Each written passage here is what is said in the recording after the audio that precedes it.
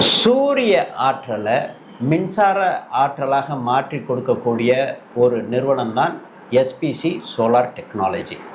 இந்த SPC solar technology விவசாய நிலங்கள்லேருந்து வீடு வரை, தொழிற்சாலைகள்லேருந்து அலுவலகங்கள் வரை, மருத்துவமனையிலிருந்து பெட்ரோல் நிறுவனங்கள் வர இந்த சூரிய ஆற்றலை மின்சாரமாக மாற்றக்கூடிய ஒரு கட்டமைப்பை ஏற்படுத்திட்டு இருக்கிறாங்க.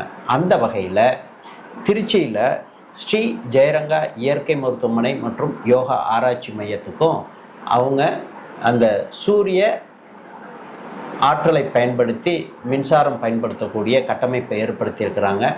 அதில் எஸ்பிசி சோலார் டெக்னாலஜியில் ஒரு பயனாளராக இருக்கிறவங்க தான் இயற்கை மருத்துவர் சுகுமார். அவரை நம்ம சந்திக்க இருக்கின்றோம். சார் வணக்கம். வணக்கம் சார்.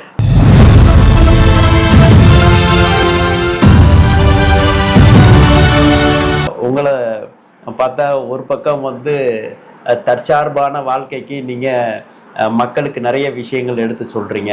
தன்னைத்தானே எப்படி செல்ஃபாக க்யூர் பண்ணிக்கிறது, அதே மாதிரி உங்கள் மருத்துவத்திலையுமே ஒரு எக்கோ ஃப்ரெண்ட்லியாக ஒரு கட்டமைச்சிருக்கிறீங்க. அதற்கு ஃபஸ்ட்டு உங்களுக்கு வாழ்த்துக்களும் பாராட்டுகள். நன்றி சார். நீங்கள் இந்த சூரிய மின் ஆற்றலை மின்சாரமாக மாற்றக்கூடிய தொழில்நுட்பத்தை எந்த ஆண்டில் நீங்கள் எப்போ வாங்கினீங்க?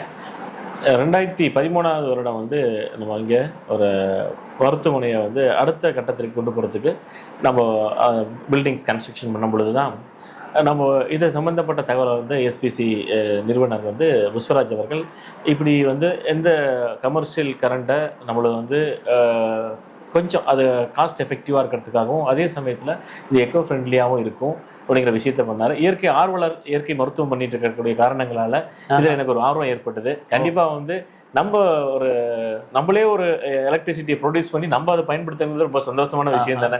அதுதான் அந்த உந்துதல் ஆர்வம் ஏற்படுது. 2013 வருடம் நம்ம இதை நம்ம இன்ஸ்டால் பண்ணோம். இப்போ உங்கள் இந்த மருத்துவமனையில் எவ்வளவு அறைகள் இருக்குங்க? உள்நோயாளிகளுக்குன்னு உள்ள அறைகள் எவ்வளோ இருக்கு? நம்மளுக்கு ஒரு 40 பேர் தங்கி சிகிச்சை எடுக்கிறவருக்கு வசதிகள் இருக்கு. அது தனியறையாகவும் இருக்கு, டார்மெண்ட்ரியாகவும் இருக்கு. அது தவிர மருத்துவர்களும் மருத்துவ பணியாளர்களும் தங்கக்கூடிய தனியறை உண்டு. இந்த மருத்துவமனையில ஒரு போர்ஷன்ல எங்க வீடுமே இருக்கு. ஓஹோ. இப்போ குறிப்பிட்டு உங்க இதுல இந்த மின்விசிறி மட்டும் எவ்வளவு இருக்குங்க? இருக்கும், ஒரு மோர் தென் ஒரு 50 இருக்கும். 50 இருக்கும். அதே மாதிரி இந்த டியூப்லைட் குழல் விளக்குகள் எவ்வளவு இருக்கும்? இதே அளவு இருக்க வாய்ப்பு இருக்கு. 50 இருக்கும். 50 ஏசி எத்தனை ரூம் இருக்கு? ஏசி 15க்கு மேல உள்ள ஏசி 15. அப்ப இவ்வளவு பெரிய மருத்துவமனைக்கு நீங்க பொறுத்திருக்கக்கூடிய இந்த சூரிய ஆற்றல் மின்சாரம் எப்படி உங்களுக்கு பயன்படுது? கண்டிப்பா. அதாவது இவ்வளோ விஷயங்களும் நம்ம செய்யும் பொழுது அதோட எலக்ட்ரிசிட்டி பில் பார்க்கும்பொழுது ஃபர்ஸ்ட் இதை இன்ஸ்டால் பண்றதுக்கு முன்னாடிக்கு நம்மளுக்கு டிஃபரன்ஸ் நிறையவே தெரியுது. பார்க்கும்போது நம்மளுக்கு ஷாக் அடிச்சிடும். அந்த அளவுக்கு அதிகமா இருக்கு. ஏன்னா நம்ம மருத்துவமனை சுமாரா நீங்க பிரதி மாதம் எவ்வளவு மின் கட்டணம் செலுத்துவீங்க? ஏற்கனவே நம்ம பிரதி மாதம் ஒவ்வொரு வருடமும் கொஞ்சம் அந்த டேரிஃப் கவர்மெண்டோட இந்த இதுக்கு தகுந்த அதிகமாயிட்டு வருது. இப்போ ஜென்ரலா சொல்ல போனோம்னா இப்போ கரண்ட்ல நம்ம பார்க்கும் பொழுது ஒரு ஒரு வருடம் ஒரு மாதம் 2 மாதம் யூட்டிலைசேஷன் இல்லாம இருந்தது.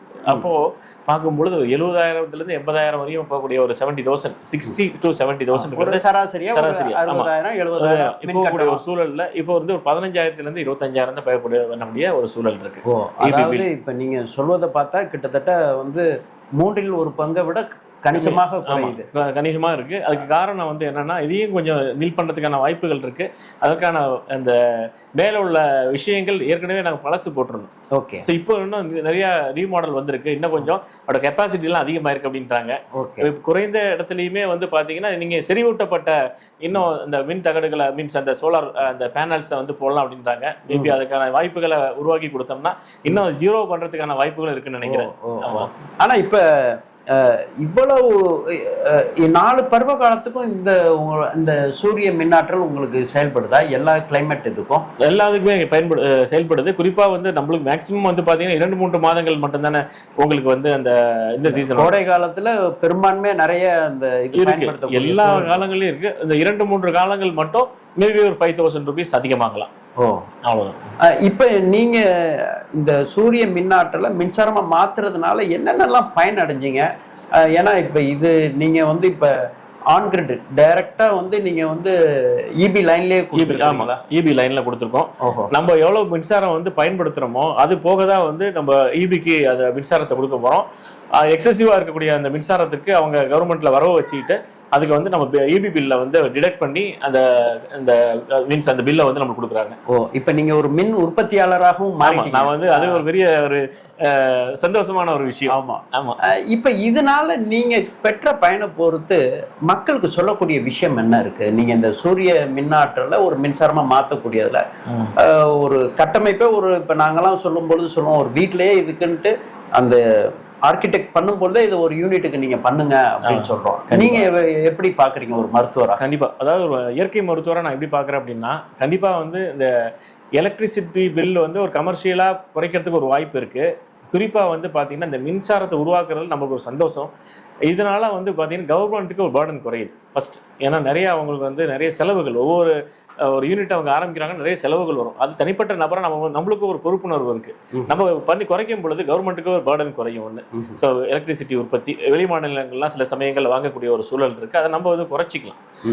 ரெண்டாவது விஷயம் வந்து பாத்தீங்கன்னா, நான் நினைக்கிறது இந்த மழைநீரை சேகரிக்கக்கூடிய ஒரு விஷயங்களையும் நம்ம பண்ணணும். அதே போல சூரிய ஒளியை சேகரிச்சு இது மாதிரியான விஷயத்தெல்லாம் பண்ணணும்.